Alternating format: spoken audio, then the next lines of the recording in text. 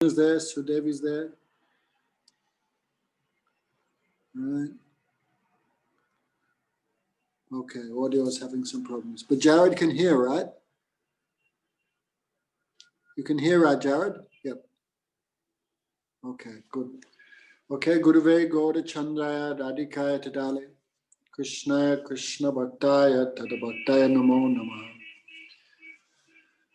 Sri Guru Charana Dandam Bhakta Brinda Samanvitam Sri Chaitanya Prabhu Bande Nityananda Sahoditam Sri Krishna Chaitanya Prabhu Nityananda Sri Advaita Gadadha Shivasadi Gaura Bhakta Brinda.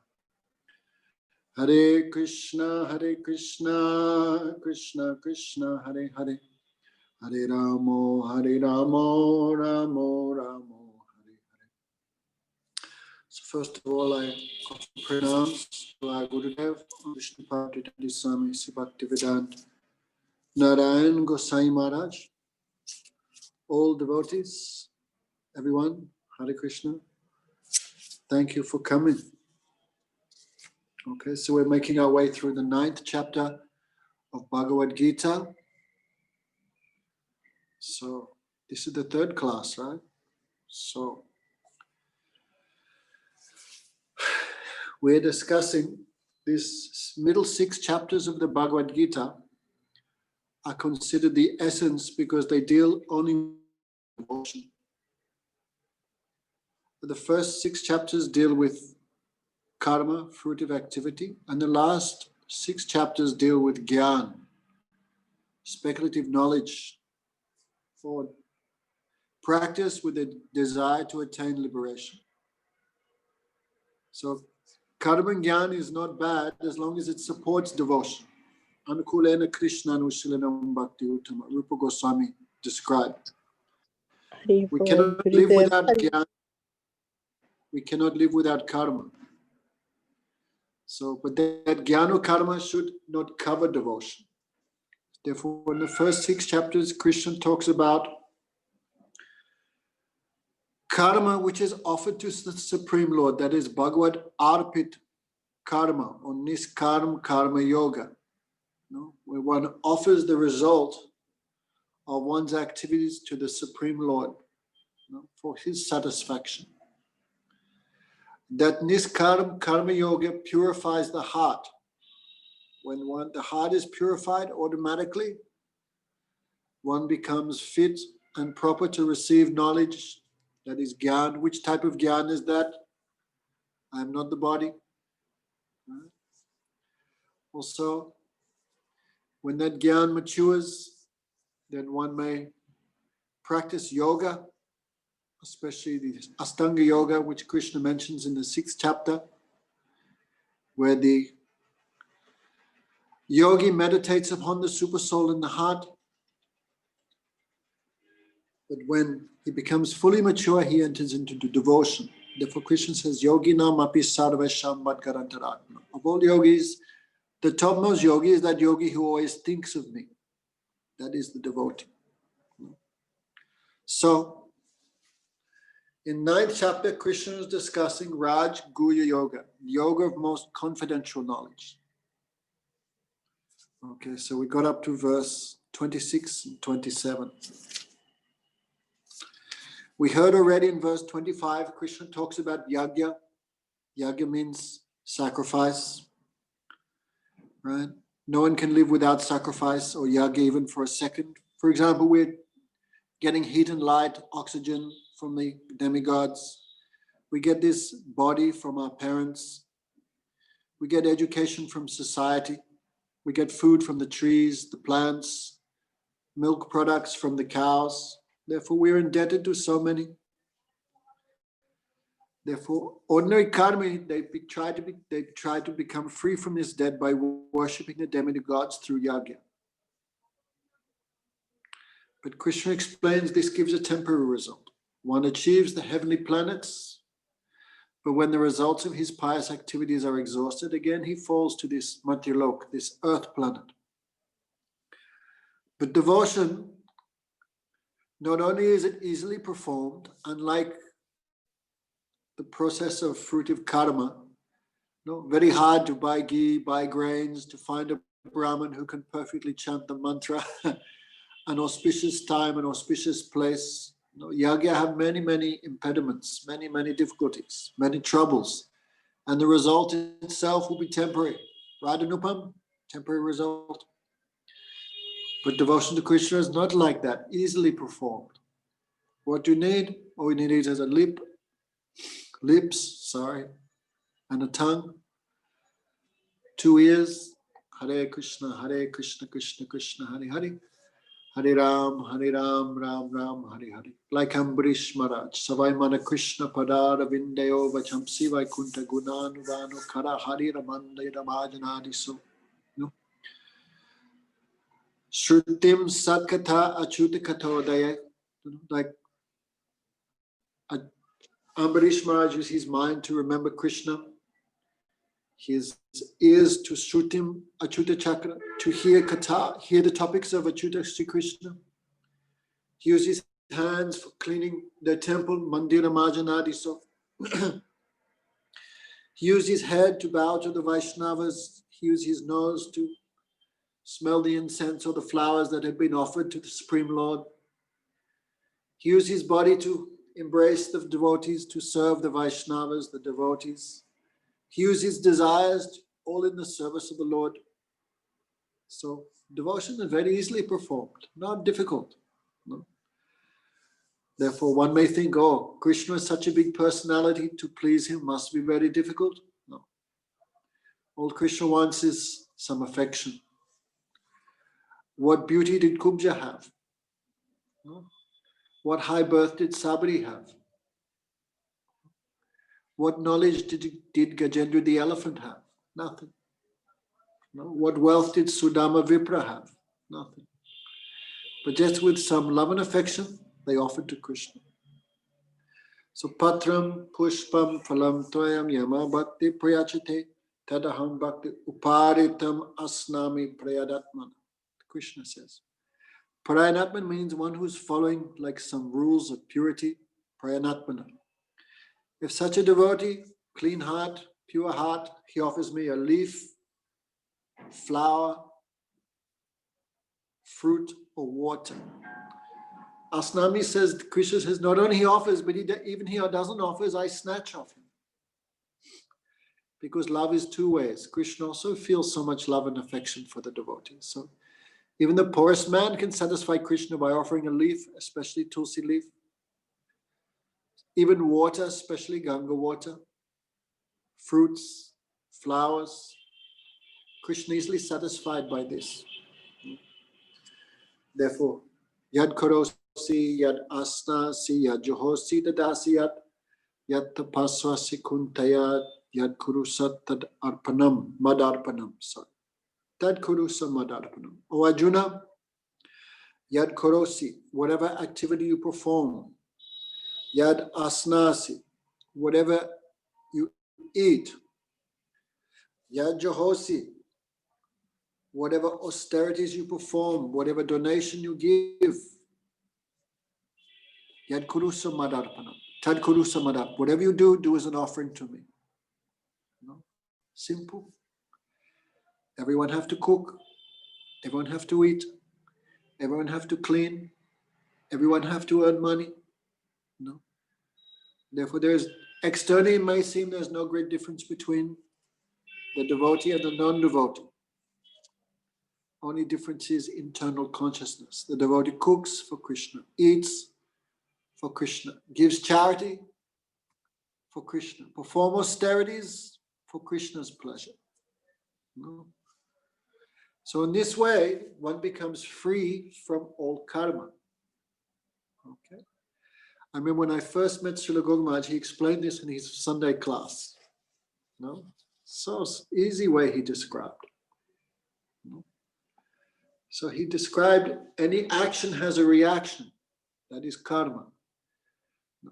If I do some good activity, for example, feeding the orphans, looking after the unfortunates in society, giving donations for the medical care of the sick, all this type of good activities, pious activities. That will give a reaction. That reaction is what? Elevation to the heavenly planets. But that is temporary. And if out of bewilderment and lack of knowledge, I perform sinful activities, meat eating, intoxication, illicit sexual life, all these things, no? Theft, betraying people, lying, cheating, stealing. This gives also a reaction. What is that? This life suffering in the form of poverty, disease, bad reputation. And next life you suffer, go to hell, of course.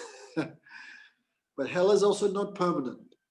But even after suffering in hell, you will have to suffer by going to the lower species. And one by one you will suffer. So, both good activities and bad activities give a result, but that result is temporary. But, no, devotion performed for Krishna does not give a temporary result. Okay. Right. Krishna says, wow, we spoke about that before, no? 1-2 verses before. One who does this, he becomes free from all, verse 28, there it is. One who does all his activities for Krishna, that is called niskarma, no karma. Why? Because he's not trying to enjoy the result. The result itself he's offering to Krishna. Therefore, it does not fall, service to Krishna does not fall in the category of pious activity, or to speak of sinful activity. Therefore, for this, to explain the glories of Niskam Karma Yoga, Krishna speaks this verse 28. Shubha Ashubha Falameva Mokshasyami Karma Bandhanaha Sannyas Yoga Yuktatma Bimuktamam Upayasyasi. In this way, Arjuna, you will be freed from the bondage of auspicious and inauspicious results of karma. Right? One may say, well, what is so bad about auspicious results? Because even if you perform good activities, the problem is you will have to take birth again to taste the result of them. So good activities are also the cause of repeated birth and death. And sinful activities, you will also have to take birth again to suffer the results of both. Sinful and pious activities are cause entanglement in the cycle of birth, death, old age, and disease. No? But devotion to Krishna is not like that. Therefore, in verse 28, in this way, you'll be freed from the bondage of auspicious and inauspicious reactions of results of karma. Being thus blessed with the yoga of renunciation. Why yoga of renunciation? He's performing all types of actions, but the result he renounces and offers to Krishna. No? By offering me all the results of your actions, you will become distinguished even amongst liberated souls, and you will attain me. Right? Many, many different types of liberated souls. But one who offers everything to Krishna, he will become distinguished even amongst the liberated souls. That means implying directly the devotee achieves a stage beyond liberation. Or the topmost liberation is achieved by devotion to Krishna. Therefore, what is real liberation? Madhvacharya says, Vishnu Angri Labda iti mukti. Liberation actually is service of Vishnu. The service of Krishna is actual liberation. Nothing else. Bhakti swaya mukti swaya mukalatanjiti sevatosmi. Bilva Mangal Thakur said. Liberation stands with folded palms, folded hands, and prays to the feet of Bhakti Devi, the goddess of devotion. Anyway, so this 9th chapter really so much wonderful knowledge. Sama. Then one may give an argument, well, why the devotees of Krishna who offer everything Krishna give one result, and those who do not offer the results of their activities to Krishna, they get another result. Is this partiality on behalf of Krishna? Partiality is a fault, right? So one may blame Krishna. Well, why are you giving one result for one activity, another result for another activity? So to dispel this doubt, Krishna explains himself. Understand, Swarup? Okay. Samoham sarva bhuteshu name dvesho asti ma priya ya bhajanti tumam bhaktya maitu teshi chapiyaham. famous verse, Gogmaj would quote this. Krishna says, Samoham sarvabhuteshu. I am equal to everyone. Na me dvesha asti na priya. No one is dear to me. No one is my enemy. I am not envious of anyone. On the other hand, no one is dear to me. But one who does devotion to me, no, I'm inclined towards him. I am equally disposed to all living beings, and I'm neither inimical nor partial to anyone, but as those who serve me with devotion are attached to me, I too am bound with affection to them. So generally, partiality is a fault. But in Krishna, partiality is his great quality. No? Of all Krishna's unlimited qualities, 64 are main. But one special quality of Krishna, which is like the crest jewel of all other qualities, that is Krishna's Bhakta Vatsalyata. He is so much kind to the devotees, so much affectionate, so much partial to the devotee. So, in simple language, I'm equal to everyone, but I'm more equal to the devotees. So that is Krishna's quality. Even a small amount of service, Krishna never forgets. Like Sudama Vipra, what did Sudama give to Krishna?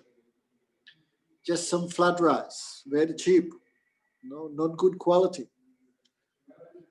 But when Krishna took that flat rice, Krishna felt so indebted to the love of Sudama. What did Subari give? She just gave some berries to Krishna. Just jungle fruit to Ram, sorry. And what Ram felt so much attached, so much controlled by that service. So this is Krishna's quality. Apichet suduracharo bhajatimam ananyabhak sadhu eva himantavya samyak vyavasati hisa. Okay, verse 30. This verse 30 is very difficult to understand. So Bhakti Rakshak Sridhar Maharaj described, one time the demigods were discussing this verse and they could not understand. Krishna says, even if a man of abominable character engages in one-pointed devotion to me, he is still considered a sadhu because his intelligence is firmly fixed in devotion to me. So Srila Sridhar Maharaj explained, demigods were discussing this point, this verse of Bhagavat Gita. But they could not understand it. Shiva, Brahma, all big persons were discussing this. Ishtagosti. Ishtagoshi means everyone together discusses their Ishtadev, their worshipful deity. So the demigods could not understand. They thought, no. Even if a man of abominable character engages in devotion to me, he is considered a sadhu. So number one, if he's of abominable character, how can he be considered saintly? I'm just going to close this door here.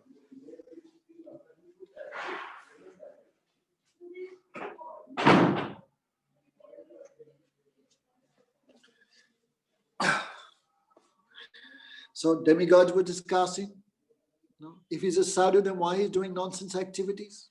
They could not reconcile.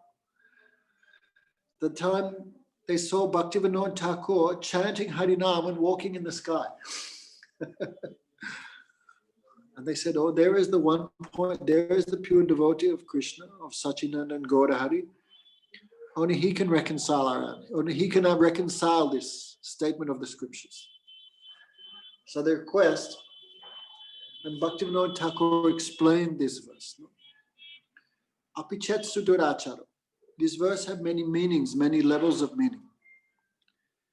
The easiest to understand is if the perfect devotee, the Ananya Bhakta, the one-pointed devotee, apparently he engages in sinful activity, improper behavior. But that improper behavior cannot affect him. Therefore, for that reason, Krishna says, sadhu eva hi mantavya. I say my devotee is always sadhu, always perfect. No? Samyak vyavastisa, because his intelligence is always fixed in me. Ksipram bhavati dharma saswat shantim negachite kuntaya patitadyahi namabhaktaha prayachate. Krishna says, pranasati. He quickly becomes virtuous and attains eternal peace.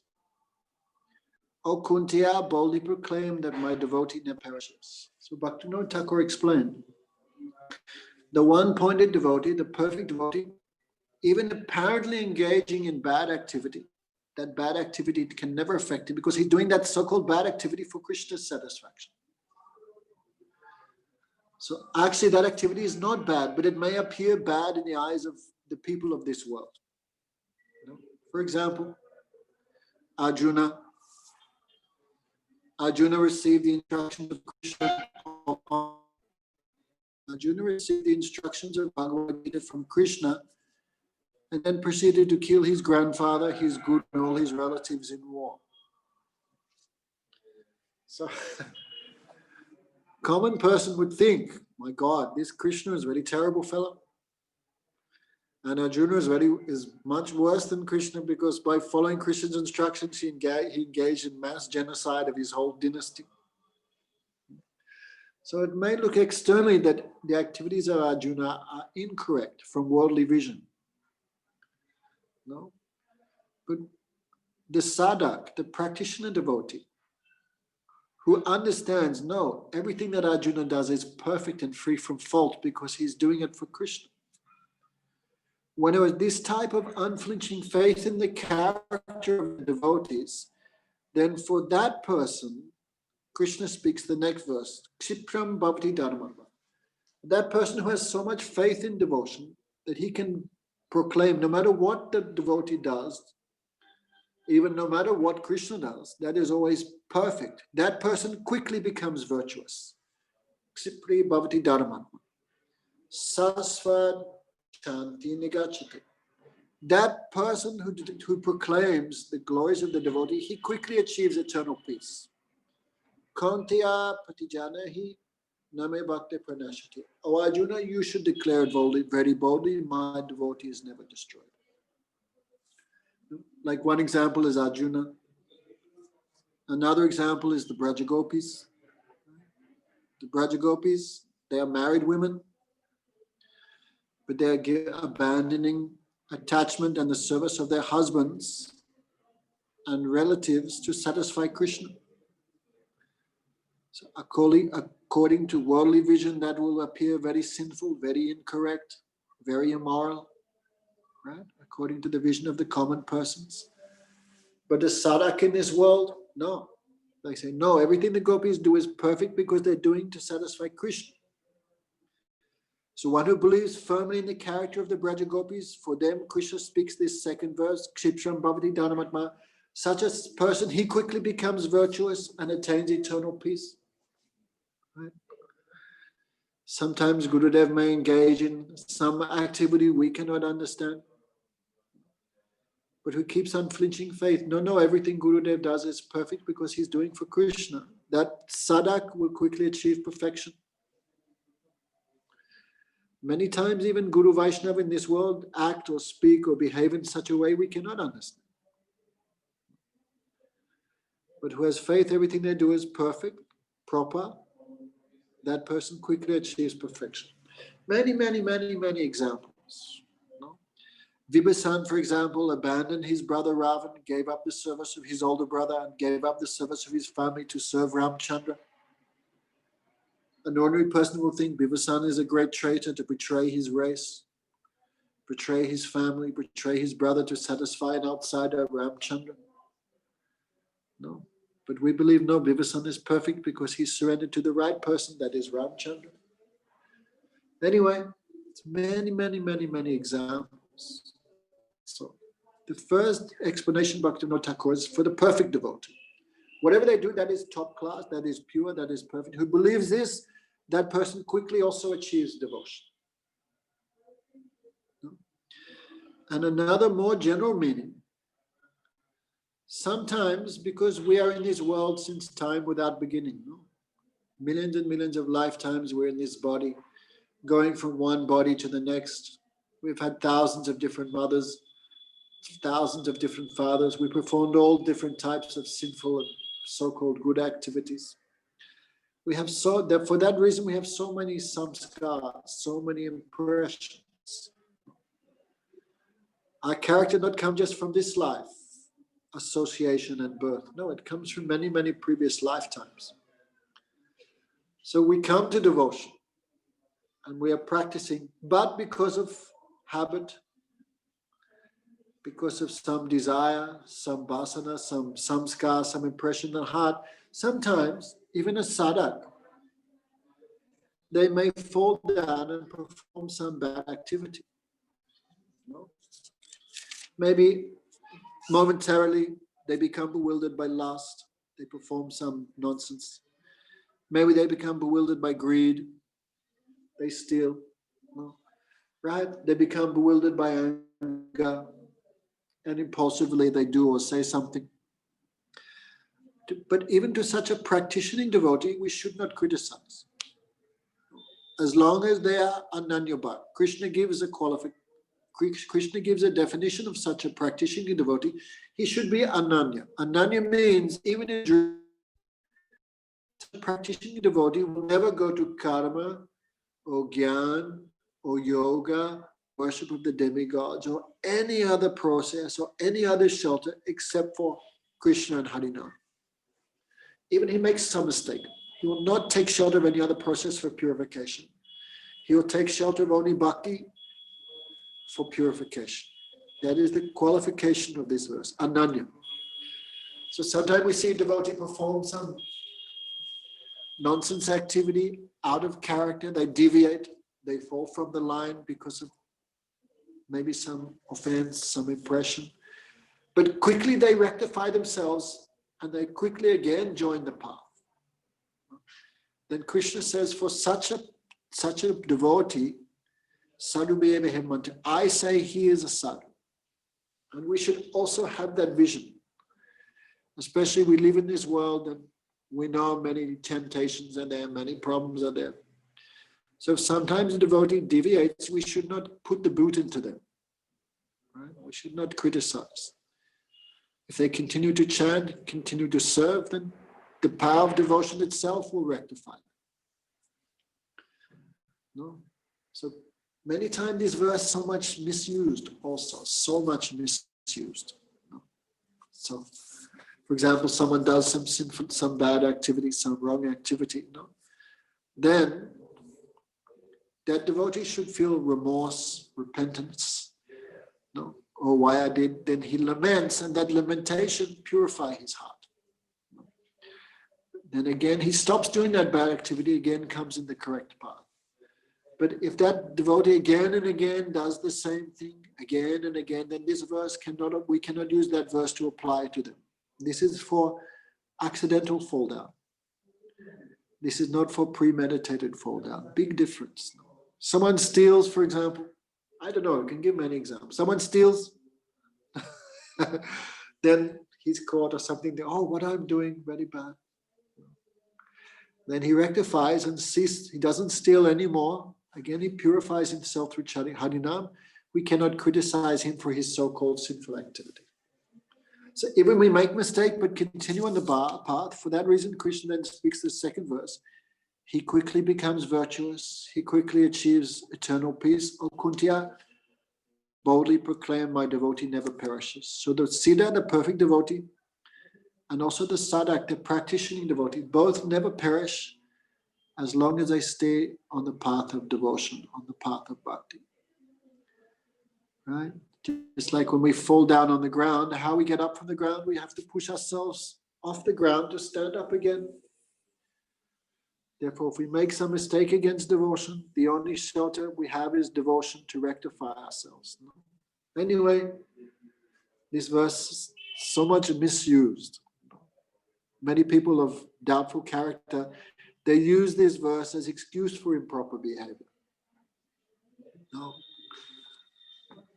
But we cannot,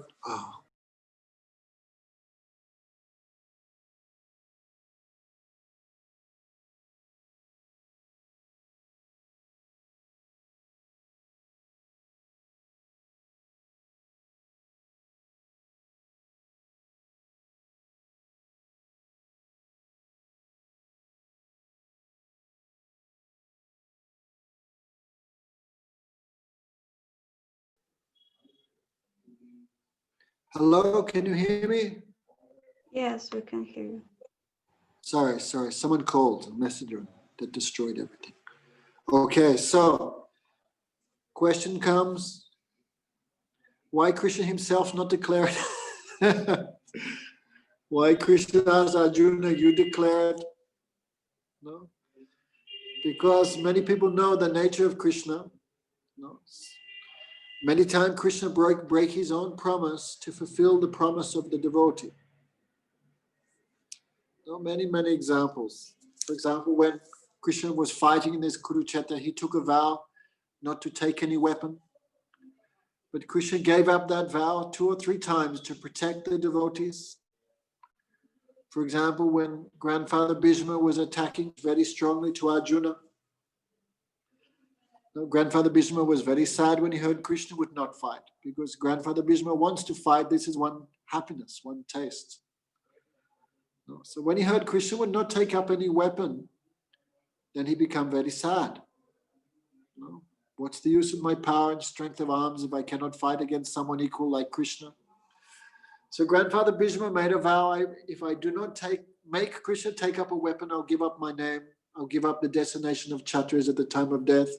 Now, many vows he took. But Krishna had taken a vow not to take any weapon. So when grandfather Bhishma was attacking Arjuna very strongly, then Krishna becomes so much worried. Oh, I just spoke my whole 500 verses of Bhagavat Gita, 700 verses of Bhagavat Gita, and I told everyone, come to me, I will protect you. Then Arjuna dies. That would not give encouragement to many people to surrender to Krishna. Come to me, I will save you. And everyone would say, yeah, like you saved Arjuna, right? So Krishna was worried for his Bhagavad Gita. So when grandfather Bhishma was strongly attacking Arjuna, then Krishna jumped up like a young lion attacks an old elephant. And very angrily, Krishna took the wheel of a chariot and ran forward to kill Bhishma. So Arjuna felt very shameful, because actually Arjuna was not fighting with his full power, because he had so much love for grandfather Bhishma. As a child, because Arjuna's father Prithu died when he was a young child, so Arjuna used to climb on the lap of grandfather Bhishma and pull his beard, oh my father, oh my father. And Arjuna was a baby, so full of dust, and he would put all dirt on grandfather Bhishma. And Bhishma would not become angry with a great, oh no, I am not your father, I am your grandfather, like this. So Arjuna had so much affection for Bhishma. For that reason, he could not fight with his full power against Bhishma. So when Krishna saw that, he became angry and went to kill Bhishma himself. Then Arjuna became mortified. Oh, to save me, Krishna is breaking his own promise. So Arjuna grabbed Krishna by the waist. But Krishna was so angry, he dragged Arjuna 14 paces. Arjuna is so powerful, but Krishna dragged him very easily. So much he was angry.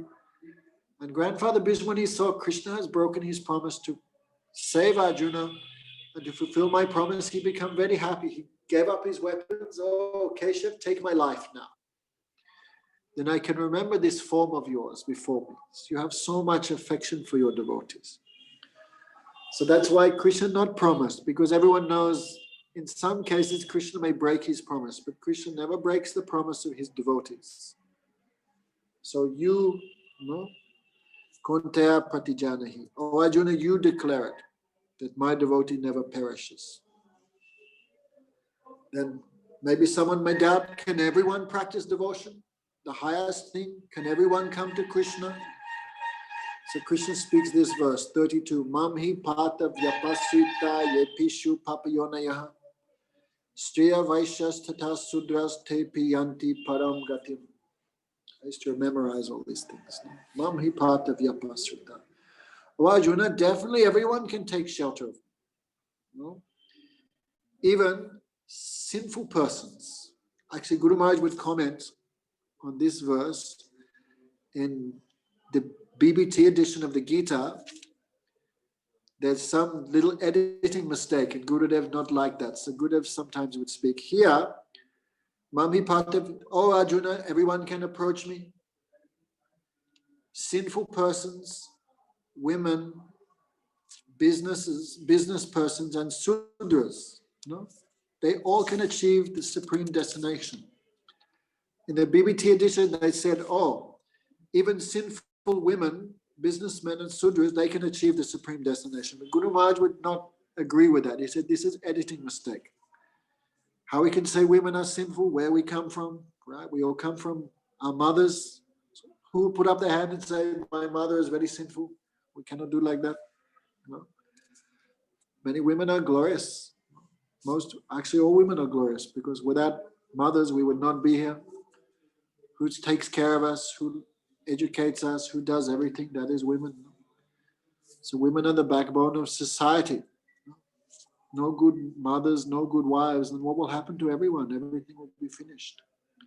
Everything will be destroyed. So Gurudev said, Krishna speaks, no, Arjuna, by taking shelter of me, sinful persons, women, merchants, Sudras, or anyone can achieve the supreme destination. No? Then what doubt can be there that the pious Brahmanas, no, and devotee kings can achieve, if even like ladies, Sudras, business persons, sinful persons, they can achieve the supreme destination, then what doubt is there that the pious kings and the Brahmanas will achieve also? There is no doubt at all. No? Therefore, having one come to this temporary material world, this temporary and miserable world, engage yourself in performing bhajan of me. Anityam asukam lokam. Right? Manorama is trying very hard to be happy in this world, but Krishna gave his stamp when he made it. This world is temporary and asukam, full of suffering, devoid of happiness. Imam praptya bhajasvimam. This 9th chapter is so much in it. No? Then finally, Krishna speaking so high instruction. Manmana bhavamad bhakto madhyajimam namaskuru mam evasya sikun yuktaiva atmanam mad prayatmana. 4 instructions Krishna gives. Manmana bhavamad bhakto. Always think of me. Become my devotee. Madhyaji. Worship me. Tam namaskuru. And offer pranam to me.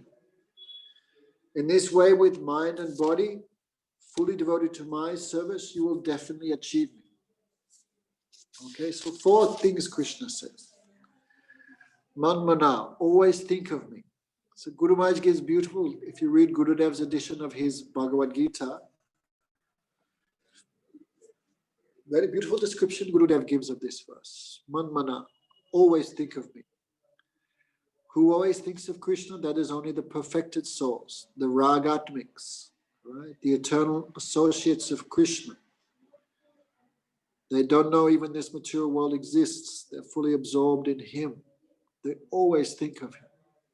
So think of me like that, like the Braja Gopis. Right? Then Arjuna heard that. Arjuna became hopeless. Oh Krishna, I cannot do bhajan like that. Always think of you. I'm here in this Kurukshetra. I'm here in this war. So many soldiers trying to kill me. I have to protect my friends. I have to defeat my enemies. Many, many problems. Many, many headaches. I have to be careful of karma. I have to be careful of so many people.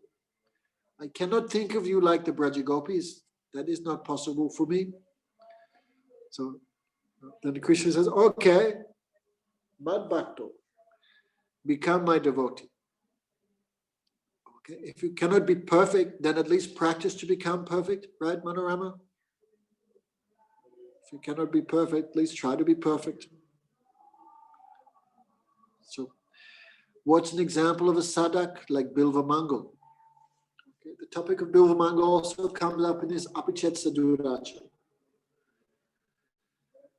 Bilva Mangal was born in a Brahmin family, very high family, aristocratic family. But some circumstance, he fell in love with one prostitute, even though he was married and everything. But his attachment to that prostitute cannot be underestimated. He was fully absorbed in her. So much so, at the time of the performance of his father's own funeral ceremonies, he not went to the funeral. Who does that? Imagine if you not went to your father's funeral, Lily Kishore. Would you ever live down the bad reputation? No. So he not went because he wanted to meet the prostitute. So he gave up the funeral celebrations. He went to the prostitute, but he wanted to cross the river, but there was no boat. So he took advantage of a dead corpse. And when someone dies in the water, they swell up like an inner tube, right? So he used the dead body to cross the river. Who does that, right? Like a surfboard. So mad.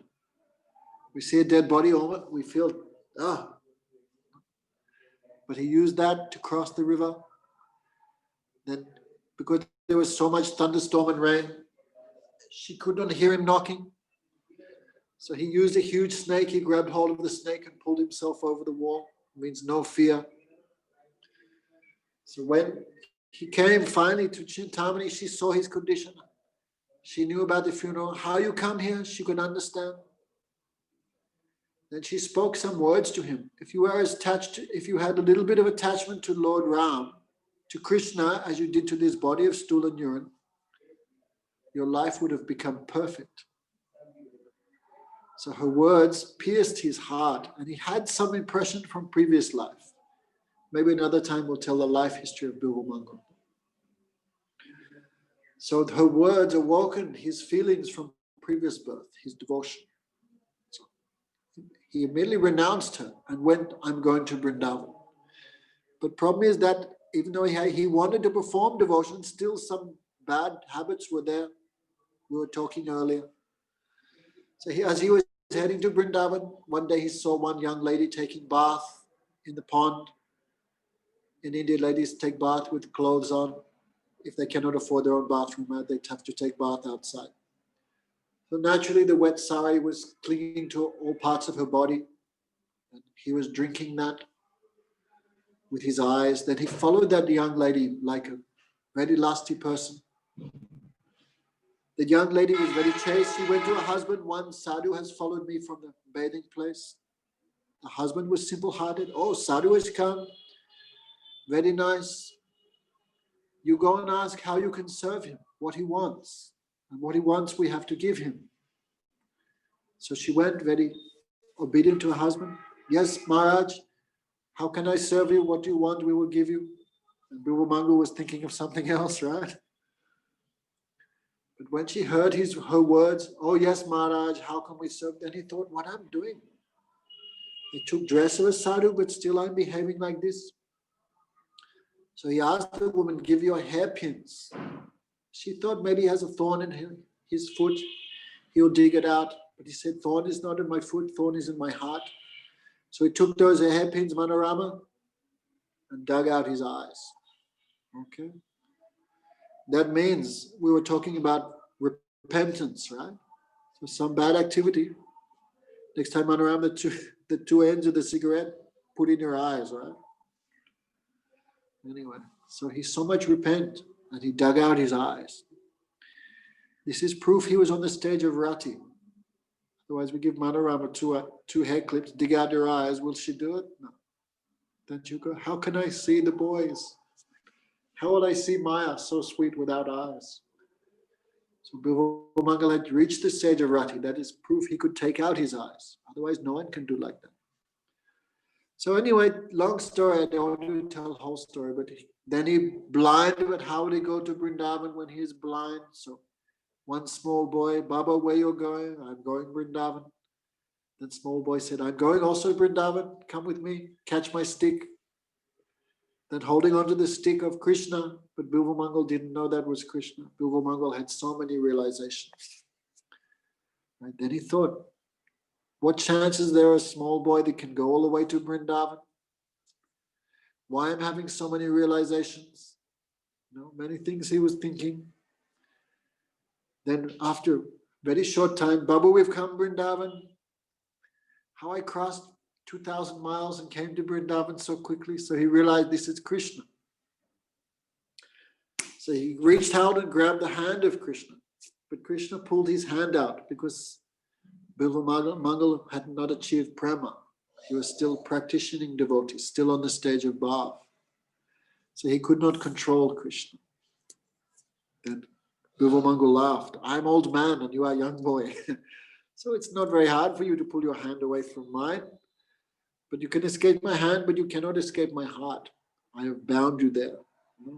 So Bilva Mangal is the example of sadhak, bhakta, become my devotee. So when Arjuna heard that, Arjuna thought, my goodness, I cannot even become like that. So high thing. So Krishna speaks, okay, Madhyaji, worship me.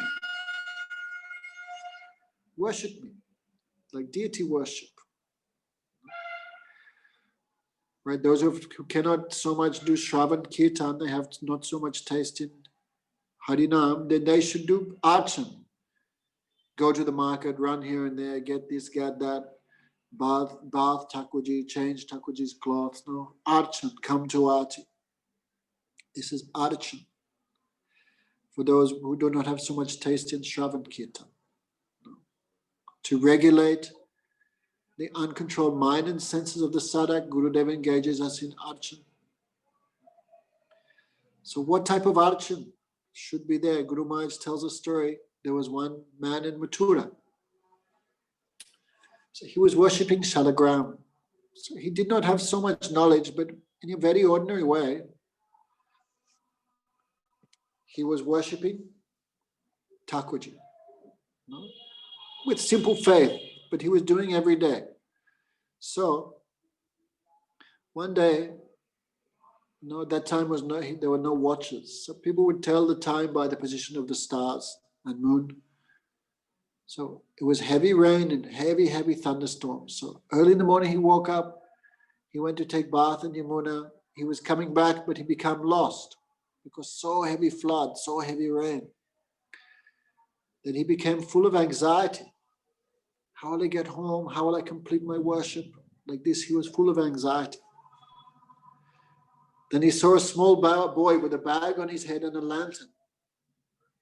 Right? Then the boy asked, Baba, where are you going? I cannot find my house. Where you live? I live here. The small boy said, I know that place. It's near mine. I will take you. So the small boy with the lantern was leading and the man was following behind. Then they came, is this your house? Oh, yes, this is my house. So he went in and the man began thinking, how is it possible such a small child is walking out in so early in the morning in heavy rain? That he turned and that child was gone. So who is that child? That was the Shalagram.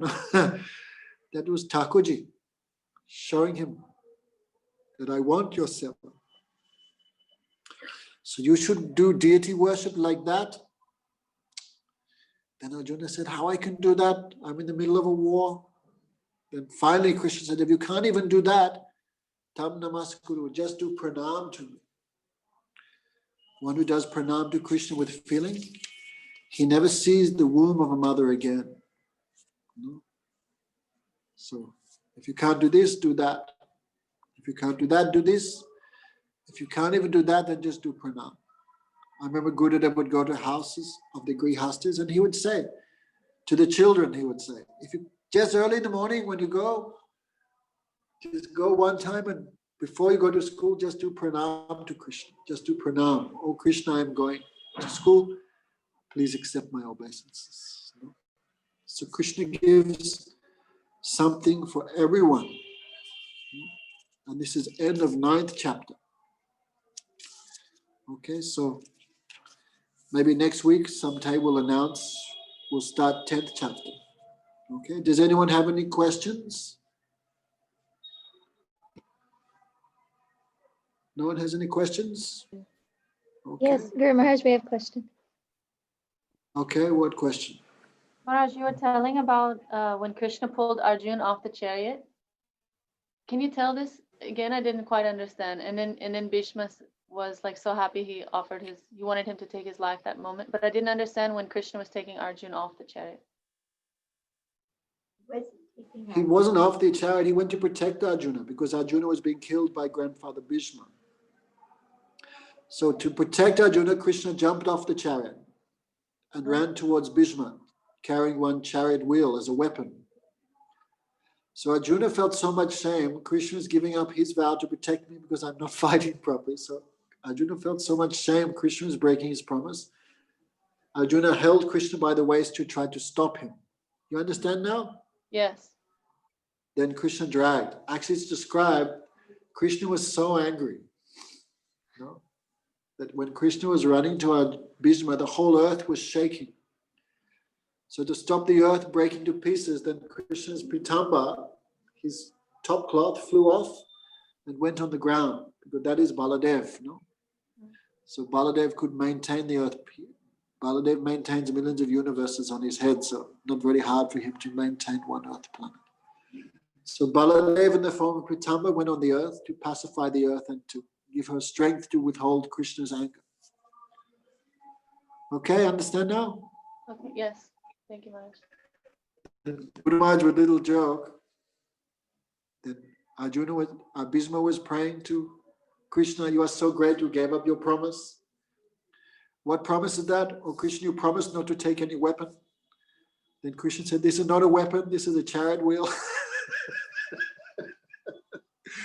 Chariot wheel is not a weapon. Then Arjuna, Grandfather Bhishma would laugh. You may say anything, but really, end of the day, you still took some weapon. No? Actually, Arjuna cheated. Krishna cheated a few times in Mahabharata war. No? Second time, right, when Arjuna's son had been killed, Abhimanyu, then Arjuna took a vow, I will kill Jayadratha tomorrow. If I do not kill him by the sunset, I will commit suicide in fire. Arjuna promised. So when Jayadratha heard that, he became full of fear. So he wanted to run away. But Duryodhana and everyone said, no, this is our perfect opportunity to kill Arjuna. We'll put you in the middle of the whole army. And we will protect you. I am here, Bhishma is here, Karna, Bhishma maybe not there, but Karna, everyone was there. No? And we will protect you. When Arjuna cannot kill you, then he will give up his life and we will win. So anyway, Arjuna was fighting, and Arjuna's disciple Satyaki was also fighting so much.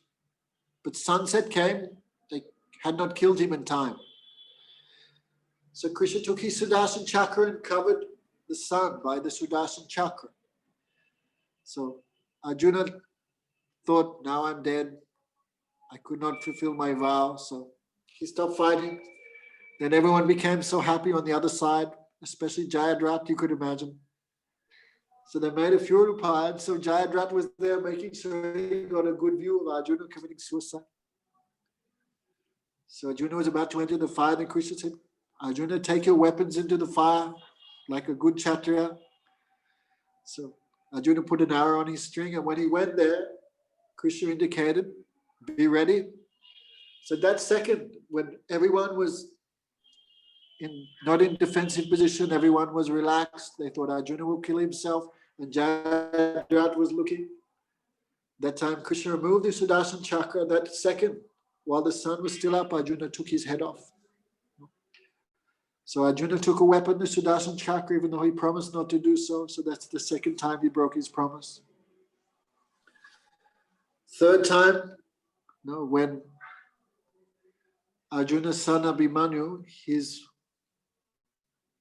he came from the womb of Krishna's sister Subhadra. Abhimanyu had married Uttara, and the child in the womb was Parikshit.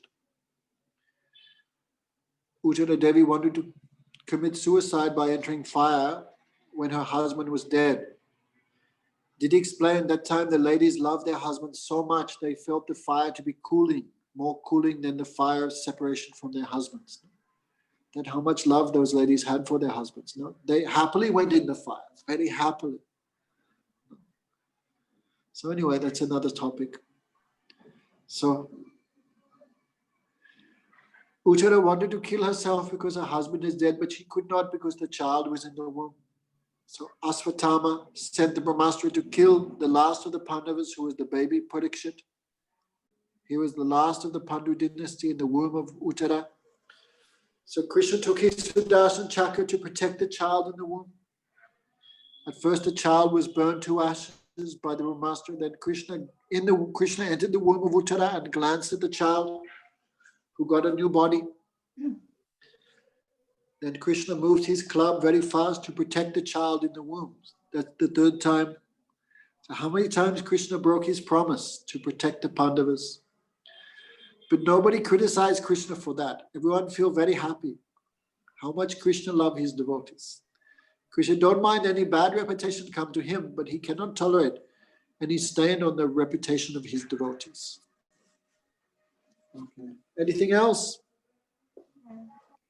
Guru Maharaj, I have one question about Nishkam. You said that can offer everything to Krishna, do activities with a renounced mindset, like, And offer Does that- everything to Krishna. That is called Niskam Karma Yoga.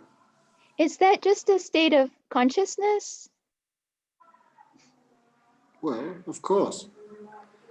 I'm doing everything for Krishna. Okay. What else would it be? Like a physically, bringing all ingredients and everything Yeah, to. well, that's if you have a desire in your mind, if you have a consciousness to do something, it manifests in the form of activities, right? If someone's very angry, it also manifests in their activities. They beat someone or shout. If someone's depressed, that manifests in their activities of weeping and lamenting. So all consciousness have some external manifestations, right? Okay, makes sense. Okay. Tika? Okay, gradually moving through things in Mayapur. Who knows when we'll be finished yet. Okay, thank you. Maybe this is very nice. Maybe we'll do something again on Saturday so people can watch on weekends. Guru Maharaj, Okay, thank you very much. I think my sister Anna has a question. I just at the beginning of class you see mentioned no one can live without sacrifice. So if I was chanting, would I be like sacrificing time? Is that a sacrifice in a way? Yes, this is the topmost sacrifice. Sankirtan Yagya means sacrifice. And chanting the holy name is called Sankirtan Yagya, the Yagya of chanting the holy names. Okay. It said in this age of Kali Yuga, there's no Yagya, no sacrifice equal to the chanting of the holy names.